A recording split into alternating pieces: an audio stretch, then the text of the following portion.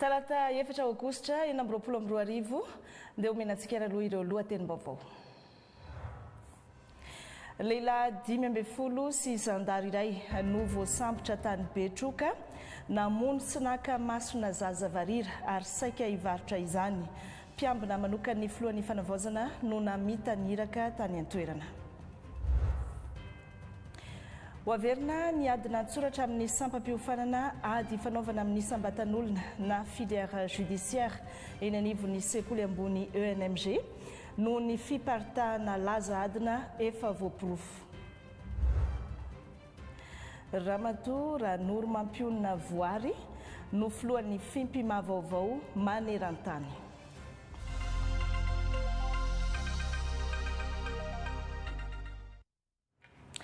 Miarahaba tokilasy tompokivavy tonga soa tao anatin'ny fampahalalam-baovao manasa antsika rehetra anaraka hatramin'ny farany. Nisy oronan-tsary niparitaka nampiseho sy nilaza fa misy olona manana zaza varira sy masona varira ka te hivarotra izany. Toy ireny nanaovana dokam-barotra ny tadiavana mpividy ireny mihitsy raha ity oronan-tsary ity. Rehefa nahazo sy nahavoray izany ireo tompon'andraikitra eo anivon'ny sampana fitsiklovana eto amin'ny firenena dia nanao tatitra mivantana avy hatrany tamin'ny filohan'ny fanavaozana ny Repoblika. Nandray ny fanapahan-kevitra avy hatrany ny filohan'ny fanavaozana ka naniraka ireo mpiambina azy manokana izay ahitana polisy sy zandary ary miaramila ny latsaka mivantana tany Betroka nanao ny fanadiadiana sy ny fisamborana. Voasambotra tao anatin'izany olona 5 lahy sy zandary iray amin'ity raharaha ity. Babi Stéphane. Tany amin'ny distrika ny Osy sy distrika Betroka nanao ny fanadiadiana. Rehefa tonga tany an-toerana izahay dia nanantona ireo mpitandro filaminana namana, ny tafika, ny zandary ary ny polisy izay tarihan'ny chef district sy ny procureur any an-toerana. Rehefa nandeha ny fanadiadiana dia tratra ireo olona nanao ny fangalarana varira sy namono ny rain'ilay zaza varina tany amin'ny faritra izay nakany zareo azy. Ary tratra ihany koa ireo andian'olona izay nikasa hanao fivarotana any zaza varira io. Amin'izao fotoana izao dia mbola mitohy ny fanadiadiana satria araka ny agnim-baovao dia mbola misy olona mitana varira anankiroa izay mbola anaovana famitorana araka ny baiko manaraka. Noho izany dia noentina niakatra eto Antananarivo ireo 5 lahy tratra mahakasika ity afera varira ity. Nampivarahontsana tanteraka ary tsy takatry ny saina akory ny zavantranga tamin'ity fakana masona zaza varira tany Betroka ity. Rehefa nanao ny fanadiadiana sy ny velam-pandrika ireo mpiambina ny filohan'ny fanavaozana izay nahazo niraka manokana dia sarona avokoa ireo mpiray petsapetsa ny nanatanteraka ny asa ratsy nanomboka amin'ireo pakan-keriny sy ny mpanafina ilay zaza, ireo nanao ny famonoana sy ny fakana ny mason'ilay zaza ary ireo nikasa saika hivarotra izay ny mason'ilay zaza varira izany. Toy izao ny zavantranga manontolo. Rehefa nahazo ilay oronan-tsary ireo mpiambina manokana ny filohan'ny fanavaozana dia niantso an-telefonina ireo olona nitonona ho mitazona olona varira ka amidy. Nanome ny laharana finday mety azahoana azy ny iray tamin'izy ireo. Tafiditra tao anaty velam-pandrika izy ireo ka nasaina niakatra eto Antananarivo handraikitra ny fifanarahana ary efa nanonona marobola mihitsy. Olona roa tokoa no tonga teto Andrenivohitra dia Lamboary izay mpampianatra ao amin'ny sekoly tsy miankina iray ao Betroka sy Abriol izay mpitsabo-panampy na technicien de laboratoire ao amin'ny hôpitaly ao an-toerana ihany. Noraisi-potsiny araka izany izy roa lahy ary avy hatrany dia noadiadiana.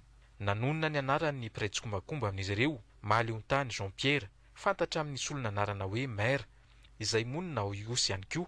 I maire no voalazan'izy ireo fa manana zaza sy masona varira. Nitohy tany Iosy ny fanadiadiana ka nofandriana indray i maire ary voasambotra tokoa. Tao anatin'ny famotorana indray no nanononana ny anaran'ny fiavy Osman sy Franklin izay nolazaina fa mahalala tsara ny olona mampitady zaza varira sy masona varira ka hovidiana lafo dia lafo mitetina hatramin'ny efajato tapitrisa ariary.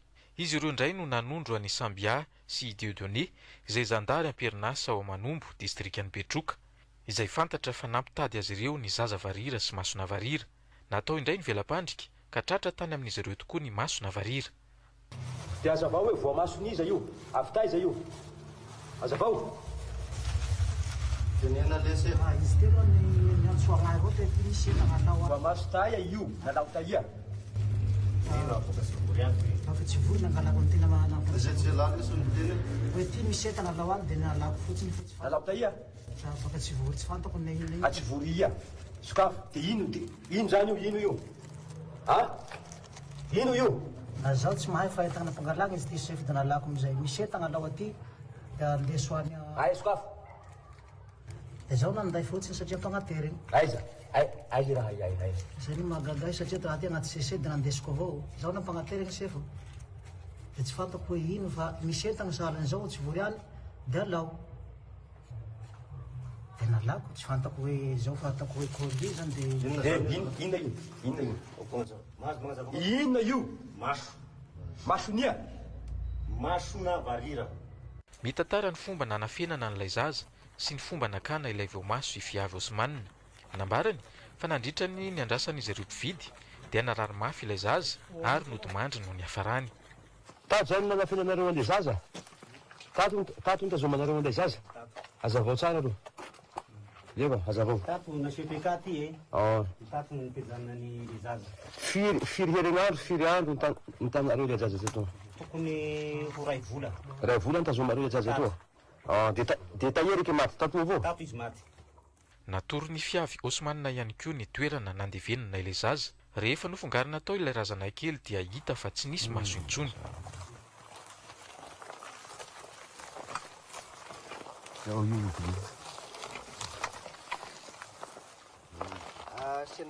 Araka ny fitantarany fiavy Osmanina trany dia nasainy lamboary ilay mpampianatra ao amin'ny sekoly tsy miankina iray ao Betroka novakiana tamin'ny famakiny ny karandohan'ilay zaza Varira izay tsy nisy aina intsony ka avy tamin'izany no nisikiran'izy ireo ny voamaso.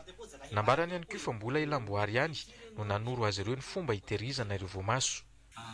Any fomba koa fomba famboarany ireo afaka mandeha to ianao fa anao manao hoe mahay manao bily zao ataoko azy amizay zao sy afaka any aho izy fa zao ataovy garoa azo izy alaonareo ho izy tandreminareo izy tapako izy filifily amin'ny raha ao zay ho izy da alaonareo izy raha voafaka nareo izy ho izy dia fonosonareo sachet mainty raha fa vitanareo sachet mainty amizay izy ho izy dia mangala charbon nareo ataonareo poudre ho izy le charbon dia asianareo charbon ambanin'le kapoko izy dia petrahonareo izy ho izy dia asio charbon koa ambony ato da fonosy sachet koa izy sy atambaso izy fa atokotokany sara ianao sy mahasaky an'izay.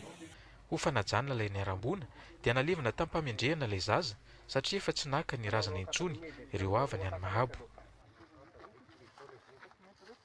Niaika ihany koa i fiavy Osmanina fa izy ihany no atidonikotrika ny fanafiana tokantrano iray tany Mahabo ka nangalaran'izy ireo sy ny namany zaza Varira vao herintaona sy 7 volana monja.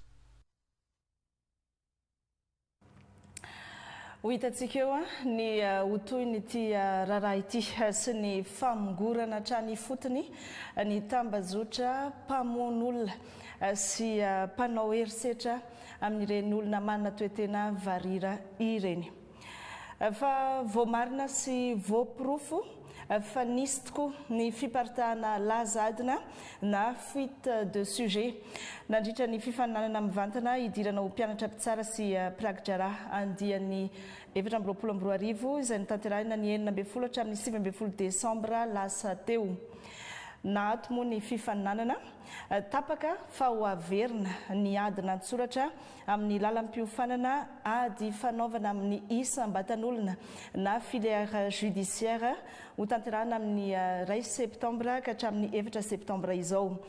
Ny adina tamin'ny lalam-piofanana ady fanaovana amin'ny fanjakana na ny filière administrative sy ny adina tamin'ny lalam-piofanana momba ny fitantanam-bolam-panjakana na ny filière financière kosa dia mitohy ho an'ireo afaka tamin'ny laza adina natao antsoratra tamin'ny adina antsoratra izany.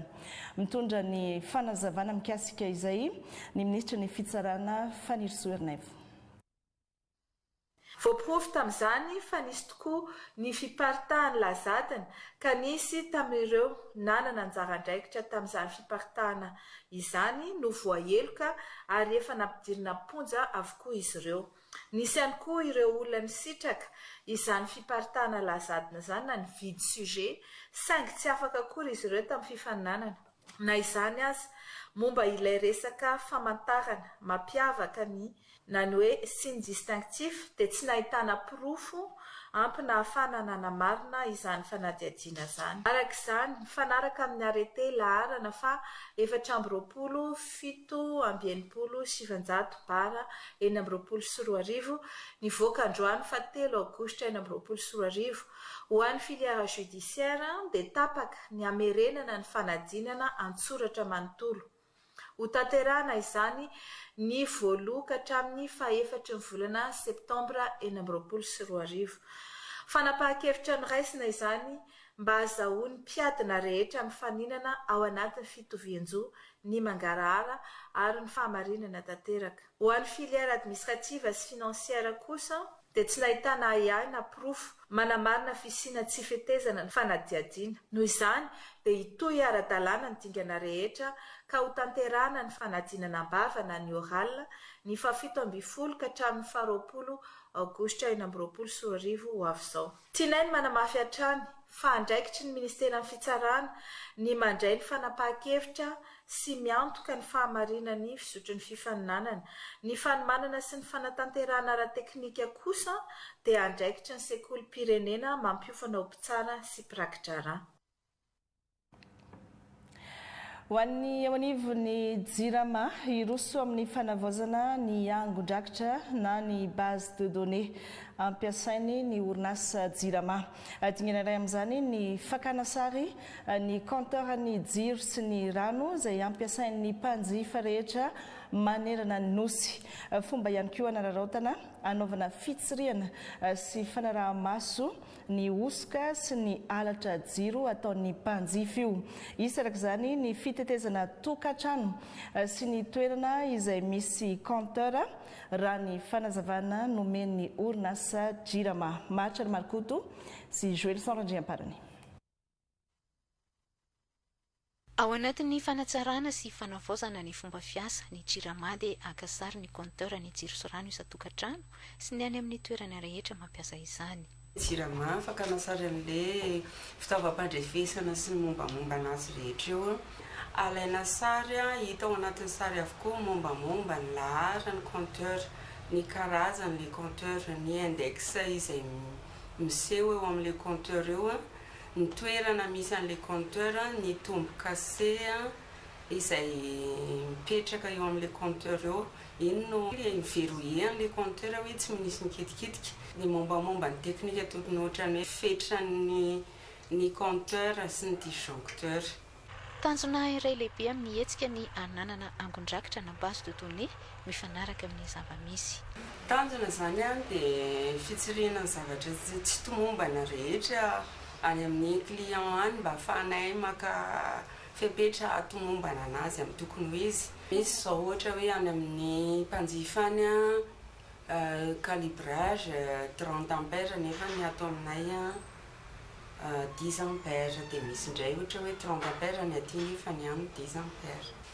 Le tanjona azahoana antoka fa marina sy mifanaraka amin'ny zava-misy any amin'ny toerana ipetrahan'ny compteur any ny zavatra voatahiry atao anatin'ny rafitra ny JIRAMA dia ananganana angon-drakitra marina sy azo antoka satria io rakitra io zany no miantoka ny fahamarinana ny facture dia mba hoe mba tsisy lesoka zany amin'ny resaka facture. Ialana amin'ny aya dia mitondra taratasy fanamarinana ireo mpiasan'ny JIRAMA.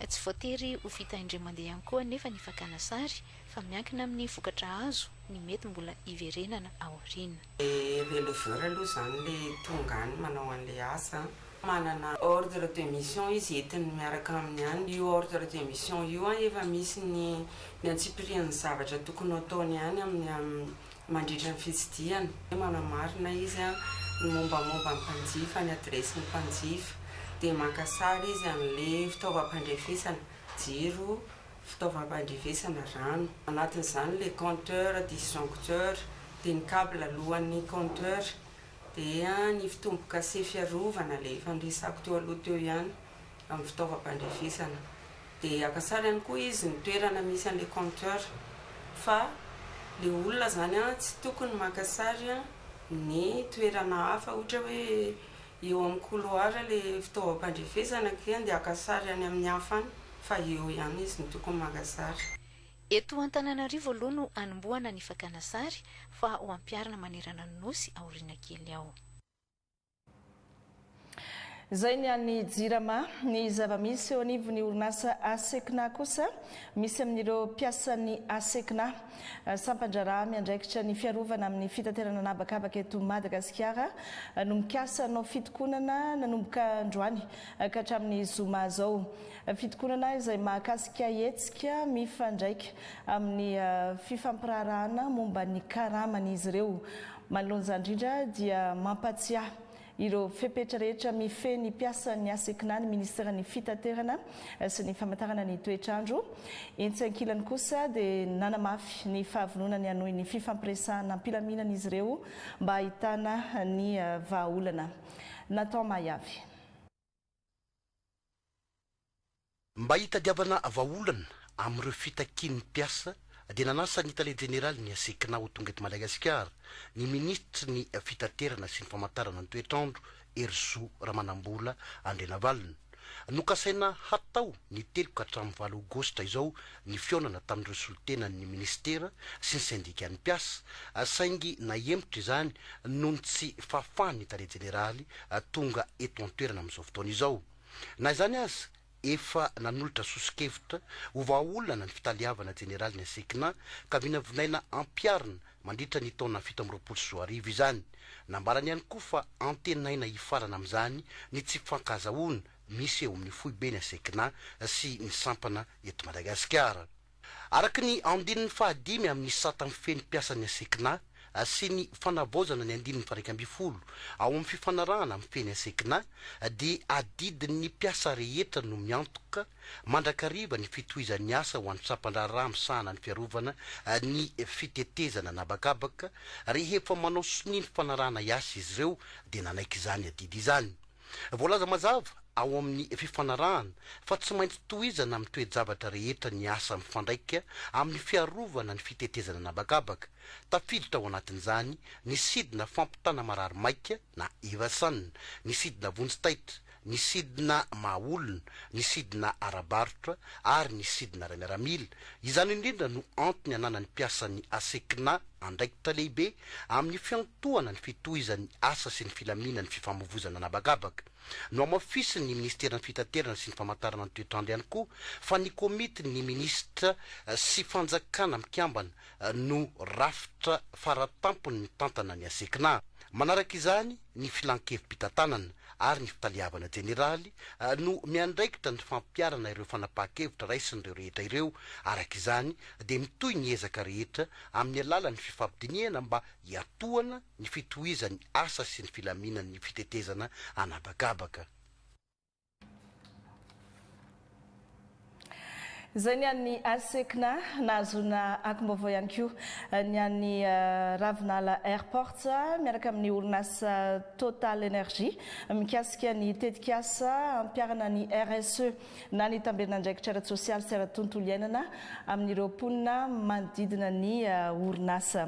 Orantsika eo ny mikasika izay rehefa avy eo mbola eo ampikirakirana azy ny namana Aina Rabetany. Fa ny farana ny alatsinainy teo ny lalaon'ny Tsirbina andian'ny fahenina ny tombony mpanoana sy ny mpandray anjara raha ny angom-baovao azo nanolotra ombro sy amboara maromaro ho an'ny komity mpikarakara ity lalaon'ny Tsirbina ity. Ny filohan'ny fanavaozana tany an-toerana nanatitra izany ny tale général ny ORTM Lemana Élysée. Norosorandriamanana sy Fenoran-Driamalala no manao ny fanangonam-baovao tany Beloa-sur-Tsirbina. Niavaka André de Tirby andian'ny fahenina no ireo tohana sy fijerena manokana nataon'ny fitondram-panjakana amin'ny joro ankehitriny. porofo izany fa mijery sy manohana ny tanora izao fitondram-panjakana izao. Taty antoerana ny solotena ny filohan'ny fanavaozana nanolotra ireo amboara ny tale jeneraly ny ORTM. Araky ny afatsy nampandesy anay izay fanambarany adjoint district teo dia mampanday afatsy ka itsika moa fitiavan'ny boly ny filoham-pirenenantsika amin'izao filohan'ny filoham-panjakana Andriamatoa Colonel Mikael Randrianirina nampanday afatsy ho an'ny tanora amintsika ty zany hiaina ao anatin'ny fomba fijery vaovao mitondra ny Madagasikara zay dia ny tanora andray andraikitsy sy ny tanora hovonina iroso amin'ny fampandrosoana sy ny fanavaozana. Zay indrindra no tsy nanentenitsika fotsiny zany tamin'izao etsiketsiky nataontsika zao fa nataony avy tamintsika toy zany mitangana ka manday fankasitraha sy fisaora tamina tafavoatsika ny andiany fahenina ny jeu de Tsirby taty Beloa Moro Tsirby. Dia misaotra ny président colonel Mikael zay nanome omby ho anareo tanora na nandresy nandroany dia ankalalobe zay tsy nanavaha iny fa nifoy ka ty nanome ty nanaty tsy fanomeza iny dia ny DG ny ORTM zay sorana manokana anao monsieur le DG fa avy aminao no nahatonga an'iny hafatry ny tonga ty malala zany fa natsika Beloa toy dia akaiky ny fony président ka alino zay fa aomby nandesitsika ankalalobe iny baka amin'ny président colonel Mikael. Utahinjanahary utahinjanahary a DG indrindrandrindra fa nareo mpanoana sy anareo mpikarakara ny jeu de Tsirby milify ka milify io feny fifanatiavana firaisan-kina fifandeverana. Nahaliana ny maro ireo hetsika ara-kolotsaina sy fanatanjahantena notanterahina nandritra ny lalaon'ny Tsirby andiany fahaenina. Raha ny voalazany tompon'andraikitra dia tratra ny tanjona noho ny fifanomezan-tanana nataony rehetra. Zay ny mikasika iny lalaon'ny Tsirby tany Beloa sur Tsirby na iny fa fotoam-pialatsasatra zao aizary ny toerana tsara le anaovana vakansa kely mba hialana amin'ny rotorotom-piainana andavanandro. Betsaka ny toerana kanto sy mahafinaritra eto Madagasikara indrindra moa rehefa mahazo morontsiraka sy torapasika izay. Hitondran'ny televiziona malagasy manokana anao ny any amin'ny faritry Menabe izay ahitana toeram-pizahantany maro isan-karazany afaka tsidihina tsara sady fizahantany anatiny no vakansa vita. Manana tombony mpanao gazetinay Norosorandriamanana sy Fenondriamalala etsy andanin'izay rehetra zay ny asa vita ny fafinaretana ihany koa azo. Ndahoary. Aty Beloa sur Tsirby aty amin'ny faritra Menabe no hitondran'ny vaovao an-tsary ny televiziona malagasy ianao amin'izao fotoana ny fialan-tsasatra izao. Aty Beloa sur Tsirby dia misy ny baka mpitatitra fiara aty an-toerana mahatratratra any amin'ny 70 hatrany amin'ny 100 ary ny fiara taterina amin'ny ty baka ity. Zao hitantsika ao aoriana zao dia efa misy fiara tateriny baka izay manao fitsidiana ty an-toerana zany. Ny mahaliana ny mpizahatany aty dia ny tsinginy Bemara. Misy ny teratany malagasy, misy ihany koa ny vahiny, fa ny vahiny ny tena betsaka ty an-toerana. Zany hoe misy ihany koa ny Allée de Baobab izay efa tsy zoviana amin'ny maro intsony ny fahatsarany izany natiora izany. Rehefa milentiny masoandro ny tena maro ny mpizahantany maka sary amin'izany hakantony natiora izany.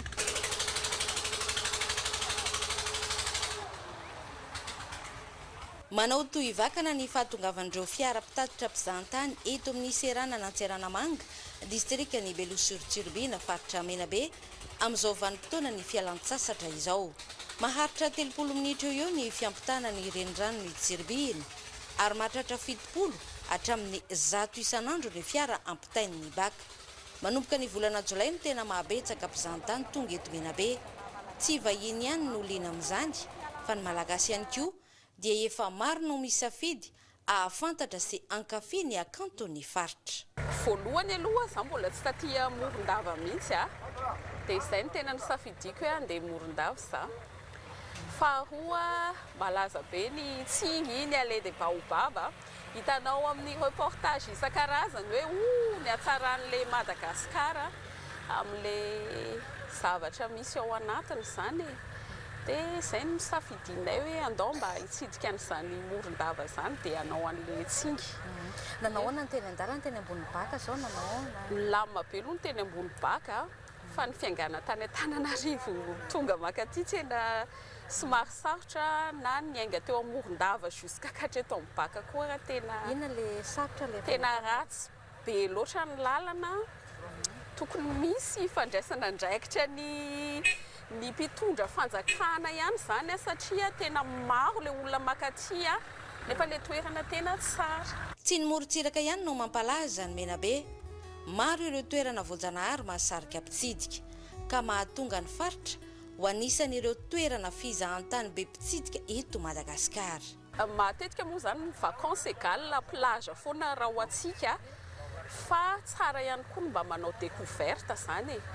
Dia hitako hoe samy manana ny hanitra ho azy daholo na neny amin'ny plage na ny mba manao découverte mba mampafantatra ny ankizy koa ny zavatra misy eto amin'ny Madagasikara. Anisany mampiavaka ny faritra ny fahamaroan'ireo toerana azo tsidihina. Misy ny Allée des Baobab, toerana malaza eran-tany, 30 minitra monja miala ny Morondava. Rehefa miletika ny masoandro dia mamorona tontolo miavaka ireo baobab goavana ka lasa fotoana andrasan'ireo mpizahatany indrindra hakana sary. Ankoatr'izany ahitana valan-javaboary manan-karena zavamaniry sy biby tsy fahita firy ny faritra Menabe. Anisan'izany ireo karazam-biby tsy hita afa-tsy eto Madagasikara izay mampitombo hatrany ny mahaliana ireo vahiny. Anisan'ireo mpitsidika tonga amin'izao fotoana izao i Philippe, teratany Allemagne, ny Tsingy ny toerana nofidiany ho tsidihina noho izy iray amin'ireo vakoka voajanahary mampiavaka ny Madagasikara. We started from Toliara and then we went up from there along the coast. Manja and then Belosomar and now we're going up to the Tsingy.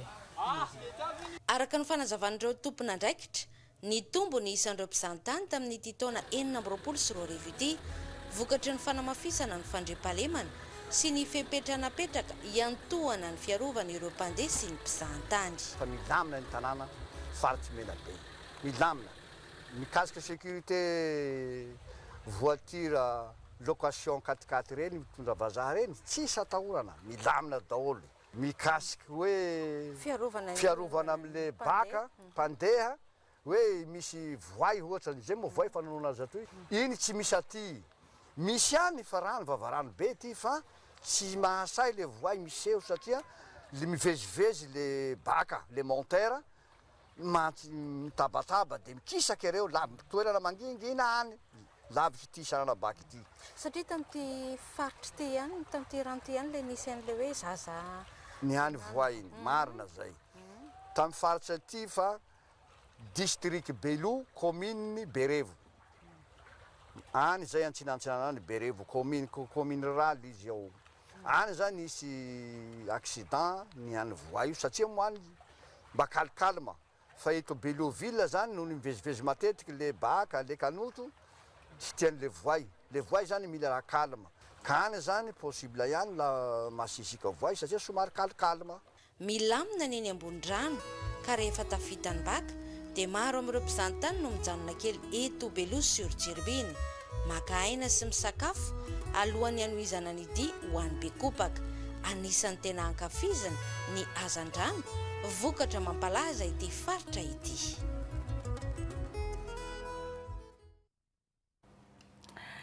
Ireny no manapirofo fa kanto raha samy nosy i Madagasikara. Fotoanany fialan-tsasatra toy izao ihany koa no fanaovana ny fifaninanana fanatanjahantena an-tsekoly ny amin'ity taona ity dia andiany fa 2024 sy 2025 izany hoe ny amin'ity taona 2024 ity dia amin'ny 10 ka hatramin'ny 12 aogositra ho avy zao no any tanterahana izay sport scolaire izay ho atao any Mahajanga. Etsika izay iarahan'ny ministera ny fanabeazam-pirenena, ny ministera ny fampianarana teknika sy ny fanafanan-kasa ary ny ministera ny tanora sy ny fanatanjahantena manatanteraka mba nomezana sehatra ny fanatanjahantena ho an'ny mpianatra sy anamariana ihany koa izao fotoana ny fialan-tsasatra izao. Riva Ravanarivo sy Rijarakodson. Mahery ny 2 arivo ireo andray anjara amin'ity fifaninanana nasionaly ho an'ny fanatanjahantena an-tsekoly atao an'ny Mahajanga ny 10 hatramin'ny 12 aogositra ity, ahitana mpianatra atleta, mpanazatra, mpitsara, tompon'andraikitra ary délégation avy amin'ireo faritra 13 manerana Madagasikara.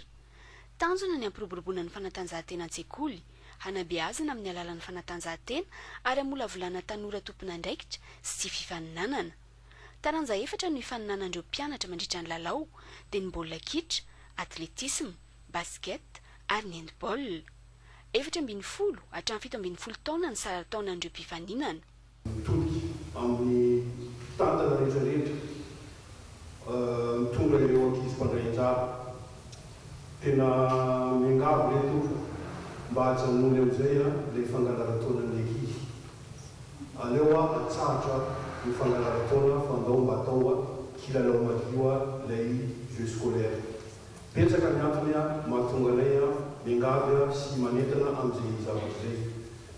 Raha tsy teny fotsiny fa ao amin'ilay sport scolaire io dia misy ny lalao iraisam-pirenena betsaka izay tokony andraisan'ny ankizy anjara. Manoloana ny zava-misy ankehitriny, dia fepetra maro no niraisiny ao anivon'ny ministera ny fanabeazam-pirenena, ny ministera ny fampianarana teknika sy ny fanofanana arak'asa, ny ministera ny tanora sy ny fanatanjahantena ary ny ONAPASCOMA ho fiarovana ireo tanora mpandray anjara. Ny fanaovana fanamadiam-pisina na hoe présence mandritry ny fotoana rehetra anaovana ny lalao sy amin'ny fodiana ny fianganana ny hanao ny trano be trano mamonjy ny lalao dia horavahana ihany koa izy ireo ny antsointsika hoe bracelet d'identification mba ahafahana manara-maso azy ireo raha toa ka misy ny fahaverezana dia ho ampahafantarina ao anatin'ny séance de communication izay atao amin'ny toerana any Mahajanga hoe misy ireto mpianatra ireto dia fantatra amin'ny alalan'ny bracelet d'identification izy ireo ahafahan'izy ireo manatitra azy ireo any amin'ny toerana misy azy raha toa ka very. Amin'ity andiany 2024 sy 2025 ity nomena lanja manokana ny fampiroboroboana ny fampiatiana. Mpianatra manana fahasamihafana na fahasembanana miisa 100 ihany koa no andray anjara amin'ny fifaninanana. Misy ny miala sasatra, misy ihany koa ny manararaotra manao fifaninanana ara-panatanjahantena toy ireny, fa misy ihany koa ny mianatra na dia ao anatin'izao fotoam-pialan-tsasatra izao aza. Mampisokatra lalana ho an'ny ho avy mamiratra ny fahaizana sy fahafehezana tenim-pirenena hafa. Betsaka ny tanora malagasy amin'izao no efa mirona amin'ny fianarana tenim-pirenena samihafa, ny teny anglisy, ny teny sinoa, ny allemand, ny japonais, ny russiana sy ny sisa amin'izao fotoana izao. Raha tiana nefa ny hafehezana tsara ireny tenim-pirenena hafa ireny dia ny mbola zaza, dia ny mbola mpianatra eny amin'ny ambaratonga fototra dia efa tsara ny mianatra azy sy mizatra azy. Natokany association Amango ampianarana teny anglisy manokana ho an'ny mpianatra amin'ny ambaratonga fototra sy ny ambaratonga faharoa any maro antsetra ity fotoam-pialan-tsasatra ity tafiditra amin'ny asa sosialy sy fanabeazana izay imasony fikambanana. Boniface Ramiandrison, télévision malagasy any maro antsetra. Stand up. Okay, and sit down. Thank you. All right, thank you. Lalana ahafahana mivelatra bebe kokoa amin'ny sehatry ny fianarana na amin'ny sehatry ny asa ny fahafehezana teny vahiny. Antony natonga ny association Amango izay ivondrona ireo tanora maromaro mainty molala ny sekoly Saint Joseph teto maro antsetra ny karakara cours d'anglais ho an'ny mpianatra mandritra ity fialan-tsasatra ity. Dia association zegny magnano asa ara-sosialy maromaro. Por amin'ny ankapobeny zegny ny tena vizinay zegny resaka fagnampiana mpianatra amina fianarana ndray mpianatra madiniky ndray mpianatra afaka baka orientation amin'ny tany lalana tokony andianany any. Tsy misy akola azy aloha fa ny association Amango no mandoa ny karamany mpampianatra fa misy kosa ny sara mpisoratana anarana 10,000 ariary iantoana fitaovam-pianarana ho an'ireo telo mamiratra any aoren'ny koro. Fa le vola 10,000 droit d'inscription izay nifentsika iny mbola iny foka zegny amin'ny farany misy karazana examen hely test évaluation le mahazo agnatin'ny 3 période zegny amin'ny fourniture scolaire anazy. Amin'ny mampiara-mianatra ireo mpikambana dia tsy eto maro antsetra ihany ireo mpikambana fa miparitaka amin'ny lafivalon'ny nosy hatrany ampitan-dranomasina fa ray ihany ny tanjona. Tsy manao politika ny fikambanana fa mikendry ny hanasoa ny mpiarabelona ka ny sehatry ny fanabeazana ny ankizy sy ny tanora no tena imasoana. Fa hanombohana izao fa izahana atao isan-taona ity koro ity. Iarahana mafy ny andraikiny amin'ny fanampiana ireo mponina mipetraka eny amin'ny manodidina ny seranam-piaramanidina Ivato sy ny seranam-piaramanidina ny Nosy ny orinasa Ravinala Airport sy ny orinasa Total Energie anatin'ny tetikasa fampiarana ny RSE na ny tamberina andraikitra ara-tsosialy sy ara-tontolo iainana. Tafiditra anatin'izany ny tetikasa fanampiana ireo tanora amin'ny fikajiana ny tontolo iainana eo ihany koa ny fampahaleovantena ny tanora malagasy indrindra ny tovavy na ara-panabeazana io na ara-pahasalamana. Vita sony androany maraina ny fifanaraha-piaramiasa mifandraika amin'izay rehetra izay. Aina Rabetany sy Shakira Kotomanga no nanao ny angom-baovao. Hanamafy ny tamberina andraikitra ara-panabeazana sy ara-pahasalamana ho an'ireo mponina manodidina ny seranam-piaramanidina Ivato sy Nosy izay sahaniny ny Ravinala Airport sy ny Total Energie. Tanjona ny hahatonga azy ireny ho tompona andraikitra amin'ny fanatsarana ny hoaviny sy ny fikajiana ny fotodrafitrasa hoy ny mpitatana izany. Fofoka ao anatin'izany ho tompona andraikitra nitosika amin'ny fampitaovana ny sekoly fanabeazana fototra manodidina ny seranam-piaramanidina Ivato ary ny lycée manakaiky ny seranam-piaramanidina Nosy Là, par exemple, avec la mairie d'Ivat, il y en a deux écoles qui ont été choisies en particulier et sur lesquelles on a fait toutes ces rénovations. Et c'est un dialogue permanent entre, bien entendu, les deux entités que nous sommes et les autorités.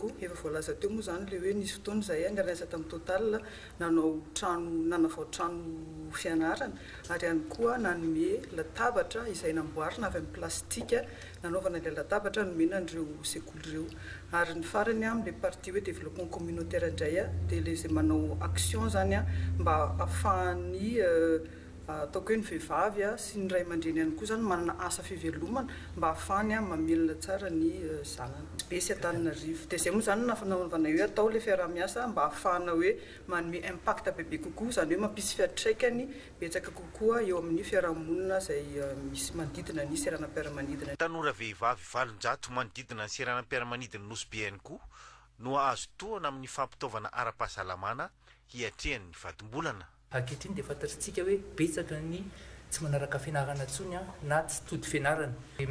Précarité menstruelle resaka fadi-bolana le izy dia fanampiana andreo mavilanitra na tovovavy mba ahafahany misitraka ataontsika hoe salaka momba fadi-bolana mba zavatra afaka sasana, afaka ampiasana dia ahafahan'ny zareo fantatritsika manko fa eto amintsika c'est précarité menstruelle zay betsaka ny tsy afaka misitraka an'izay zavatra fa mety hoe chiffon na taratasy no ampiasainy dia voatery omena an'izay mba ahafahany miatrika ny fanadinana indrindrereo ndreny amin'ireo terminal moa zany zay na labaka dia ahafahany koa manana ny hoavy tsara be kokoa. No marina tamin'ny fanaovan-tsinimo ireo fiara-miasa eo amin'ny rotota ireo tetikasa izay hatomboka amin'ny volana septambra izao.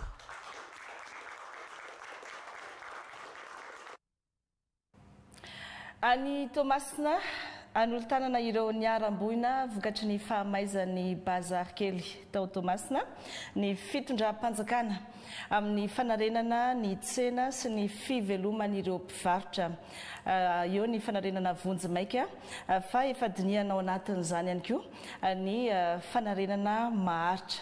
Ny 700 isanjato ny entana mihitsy ny fotodrafitrasa tao bazary kely no ripaka mainy afo raha tsy ivona ihany efa tonga ny antoerana ireo minisitra minisitra 10 mianada eo anivon'ny gouvernementa iraka manokana hijery fotony ny fahavoazana sy ny tokony hanampiana ireo niarambona tao amin'ny bazary kely Toamasina izay. Jaona Dimiolsalama. Amperinasa avy hatrany ireo mpivarotra teto bazary kely tamin'ny fanadiovana ny toerana hiatrehana sady ny asa fanarenana. Amin'izao dia miara-misalahy miara-mentana ny rehetra eo amin'ny fifanomezan-tanana na ny avy amin'ny commune faritra sy ireo orinasa misy teto Toamasina indrindra ny avy amin'ny fitondram-panjakana.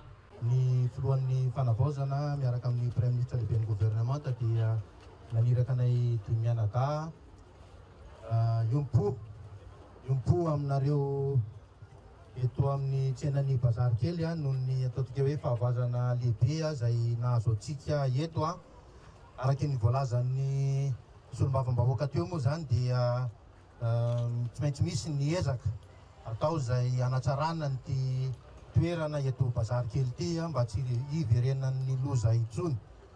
Na izany na tsy izany dia ny fitondram-panjakana izay tarihan'ny filohan'ny fanavaozana dia mitondra ny voatsirambin'ny tanana ho tantsoroka hiaraka aminareo mpivarotra vahoaka eto bazary kely marina fa tena anatina fahasahiranana tsika anatina tena hoe amehana be tsika fa tena hoe mba hotony ary eo anatin'ny filaminana foana zany no anaovantsika an'izay miaraka amin'ireo tompona andraikitra rehetrarehetra eto an-toerana. Tsy le fahoriana no mahafaly sanatria fa kosa ny fifanomezan-tanana. Tsika teto Toamasina dia efa hita ny nataontsika nandritry ny fandalovan'ny taoriana ny fandalovan'ny cyclone Gezani iny ny famometanana ny rehetrarehetra na ny tompona andraikitra rehetrarehetra eto an-toerana na ny tompona andraiky mpanjakana na ireo sehatra tsy miankitra ireo orinasa misy eto amintsika dia ny fanometanana ka amin'izao fotoan'izao dia fankasitrahana sahady ny fahavononan'ireo orinasa eto Toamasina izay atao hoe miara-monina amintsika eto anatin'izany ny lehibe indrindra amin'izany ny Poriny Toamasina ny orinasa Ambadivia sy ireo orinasa maro samihafa izay von'ny fanometanana amintsika amin'ny fanarenana nyty bazary kely ny Toamasina ity. Eo ihany koa moa zany ny tena hoe fanarenana dia ao anatin'ilay projet Padevy dia amin'iny tsika tena mimetraka an'ireo tena hoe foto-zavitrasa rehetra tena ilaina mba ahafahana tena hoe miantoka ny filaminana sy miantoka ny mba tsy hiverenany ny zavatra ohatran'ny onseodoreny intsony fa dia mankahery atsika mianakafo tompoko ary ny fitondram-panjakana dia eo anilanareo mandrakariva ary matoa angambany hoe vonseho iny dia tonga dia naniraka anay zareo hoe andana aloha nareo tonga dia mandefa dia ataontsika hoe maneho fahavononana miray foana amin'ny mponiny tamatavy ny fitondram-panjakana ka dia makasitraka ary mahereza daholo tompoko. Fa tamin'ity androany ity ihany dia nisy ny fivoriana natao niandreketan'ireo délégation notary ny ministry ny atany sy ireo tompona andraikitra teto an-toerana hiatrehana ny fanarenana maharitra ny tsenany bazary kely sy ny tanàna ny Toamasina. Dia mitondra ny teny fisaorana ho anareo fitondram-panjakana fohy be izay tonga nytododo na mehery na mpitraka na mpijoro amin'izao fahoriana mahazo mafy tokoa zao fa mahazo anay ato anatin'ity tsena ity tsy vitany dezani fa mbola indray lombolombo ny dezania zany zavatra napetraka n'ilay afo mafy dia mafy fanagnana ny arina nandritra ny taona maro no ripaka tao anatiny minitra visy fotsy mafy zany nefa tonga ianareo nampitraka tonga ianareo nankahery dia inona ny zavatra ataonay fisaorana nkateleminy zany tsy vitany ianareo nankahery fa mbola nitondra an'ireo fitaovana be da be reo karazana sakafo maromaro misy izy reo sy tam'izay tsony satria maso manatrika sy mahita atsika rehetrarehetra zay vory mahita eto dia ny azonay atao dia mankasitraka ny fitondram-panjakana amin'izao fanomezana nomeny anay izao tsy nataonareo ohatra ny vaty lasaka an-tady zahay na sira lasaka an-drano fa raha nalahelo zahay nomenareo fo ary raha nitomany zay nyfahanareo ranomaso raha simba ny fanagnanay dia araka ny filazanareo teo dia hoe nisy ny ampany ho récupérenareo dia ho zahay hoe tsy haiko tsony ny teny hoe oatra ny fankasitrahana dia ho zahay hoe andiadinareo anapaka anareo hitany vaniny andidy anareo hitany tony ho tahijanahary ianareo tsy aroso tsy arary mandidotro lafitaretina anareo a ho magnotra ila fanapahana mankasitraka tonokolay haitrano iray ihany koa no niseho tamin'ity talata fa efatra ny volana aogostra ity teto amin'ny fokotany ny tanàmako teto andrenivohitra Toamasina fianakaviana 520 no traboina tokantrano iray no kila frehitra tsy azo noraisina noho ny herinaratra tsy voatandrina na court-circuit nisy ihany koa ny fandraisana andraikitra avy hatrany natao nyreto délégation ireto natomboka androany ny fizarana hatramin'ny zoma ho avy izao ao anatin'izany ny vary 770 faingo 520 tonne menaka 470 litatra hanikotrana ray faingo 450 tonne sirop céréales nutrilé eo ihany koa ny savony mahatratra 470 bar koveta 300 so plastique 500 zinga 3 mahery gel hydroalcoolique folo bidon amin'ny 10 litatra eo ihany koa ny tolona mahatratra 707 simenitra 100 lasaka bois-carré mahatratra 270 sreal ary fantsika 2.4 tonne. Maika tokoa ny fanarenana ny bazary kely ny Toamasina raha toka mbola ao anatin'ny fanarenana ihany koa i Toamasina manontolo amin'izao fotoana izao taorian'ny rivo-doza efa netoana ihany koa ny BNGRC mitondra ny fanampiana ho an'ireo niara-mbona tamin'ny fahamaizan'ny bazary kely tao Toamasina iny ny BNGRC izay anisan'ny miandraikitra sy misana ny fandraisana tanana ny loza tahaka ireny. Esther Savinasy, Aïssa Abbas, Andrea Flaviana, télévision malagasy any Toamasina. Iray andro taorian'ny fahamaizana teto bazary kely Toamasina dia efa nanao ezaka ny hiarina sy kelikely ireo niaram-boina amin'ny fanarenana ireo toeram-pivarotana. Raha ny fantatra dia 570 isanjato ny tahan'ny fahavoazana teto bazary kely vokatry ny haitrano niseho ny aliny 2 aogositra lasa teo. Mpivarotra manodidina ny 104 ny voamafy sy traboina.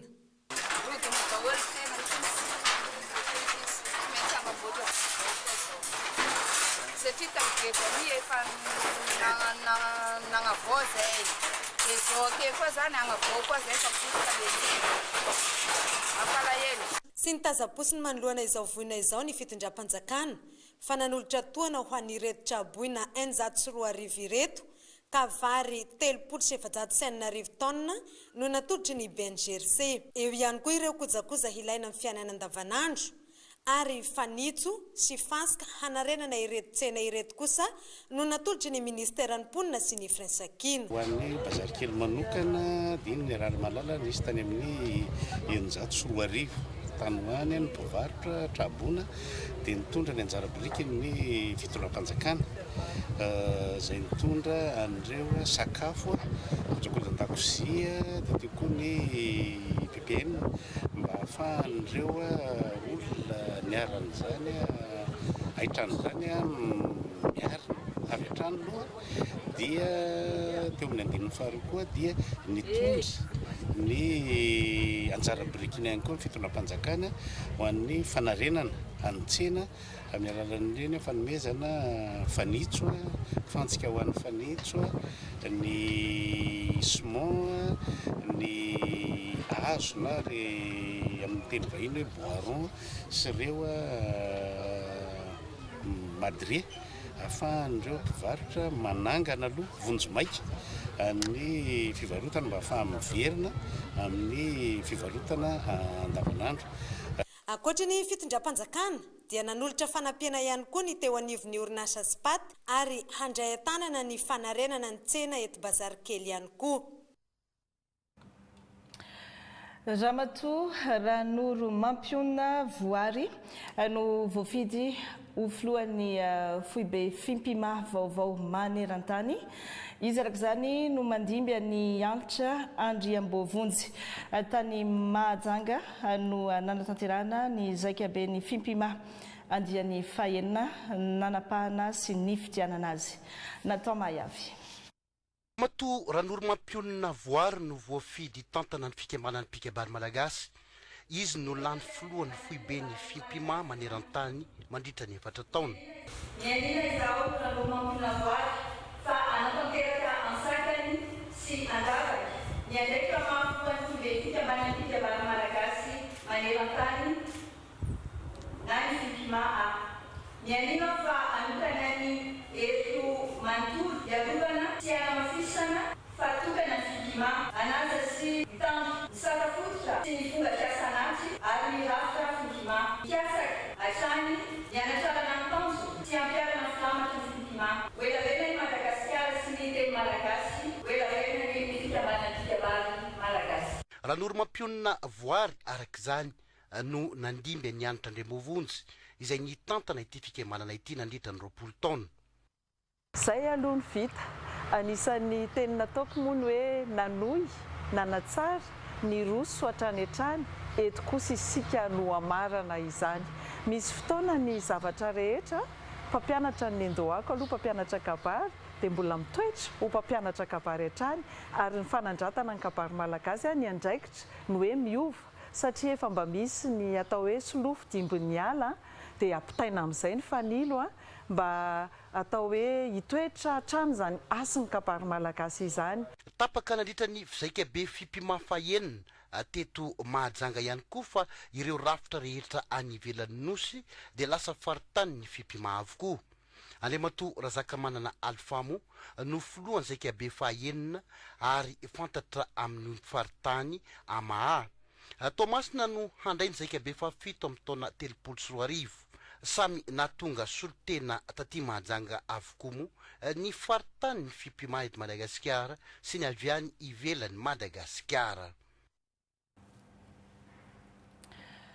Misaona ny tontolon'ny baolina lavalava eto amintsika nodimandry teo amin'ny 40 taonany i Mananjara Soa bienvenue fantatra amin'ny solona anarana hoe Tsiliva eo amin'izay tontolon'ny baolina lavalava izay.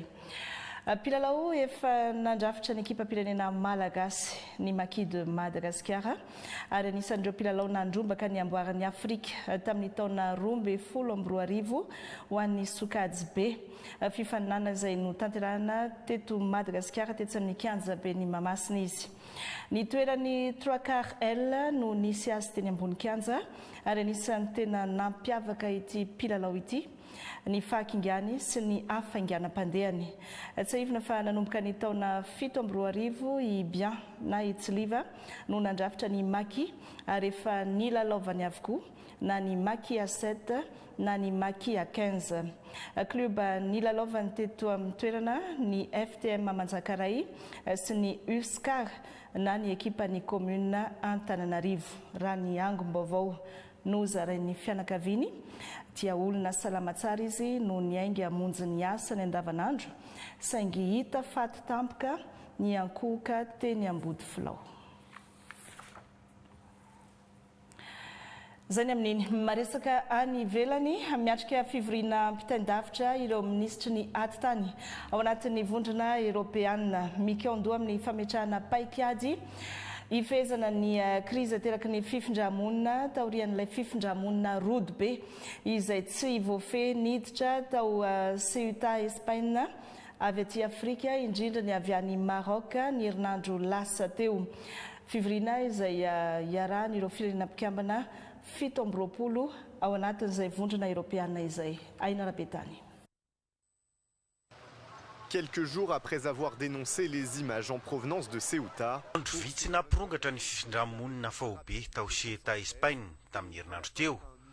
Nitondra ny tolo-keviny izay nahazo fankasitrahana manokana tamin'ny Prime Ministre Espagnol i Ursula von der Leyen, filohan'ny Komisiana Europeana, ny tokony isian'ny lahara-pahamehana amin'ny politika ny fifindramonina amin'ny vondrona Europeana isorohana ny zava-mitranga toy izao. Nanampibetsaka hitondrana fomba fijery lavitra kokoa hanamafisana ny sistany indrindra amin'ireo faritra tena saripady mila rovana ity tranga ity hoy ny filohan'ny Komisiana Europeana. Isan'ireo ny fanamafisana ny fanaraha-maso sy ny fisavana ary ny tokony hametrahana sakana tena izy raha ilainy izany mba tsy hibotsisehan'ny mpifindramonina. Ny volana lasa teo araky ny dinik'ireo firenena 17 mpikambana amin'izy ity tsy azo itovirana ny famerenana amin'ny tany ireo mpifindramonina tsy ara-dalàna izay tsy manaraka ny fendritry ny vondrona eropeanina. Nandraisana ireo lesina mila arenina sy ny paikady iraisana ivoana amin'ny krizy. Na eo azy zany, mbola miseho lany ny fidiran'ireo mpifindra-monina ampolony amin'ny sistan'ny Ceuta. Isan'ireo firenena nangataka ny mba hampiatoany Madrid ny espace Schengen, i Italia sy Danemark. Isa nanaovan'i Pedro Sanchez fanakanana teto ny fitiavantenan'ireo firenena eropeanina sasatsasany, isan'ireo izy ny ministry ny raharaham-bahiny Espanyol. Rehefa misy ny krizy miverimberina izay tsy vitan'ny governemanta irery ny mama azy, tena zava-dehibe ny firaisan-tsaina eo amin'ny Espanyol na ara-politika io na ny fifezana zava-misy antony hanamafisana izao fiaramiasa amin'ny eropeanina izao. Araky ny fampitambaovon'ny governemanta Espanyol, ampolon'ireo maty noho ny fidirana ankeriny ny sistany.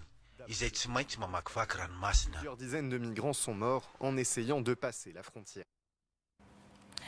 Misaotra antsika rehetra nanaraka ny fampahalalam-baovatra amin'ny farany, misaotra ny ekipa niarana natontosa ihany koa raha mpitsondray mirary sorto klasy tompoko vavy.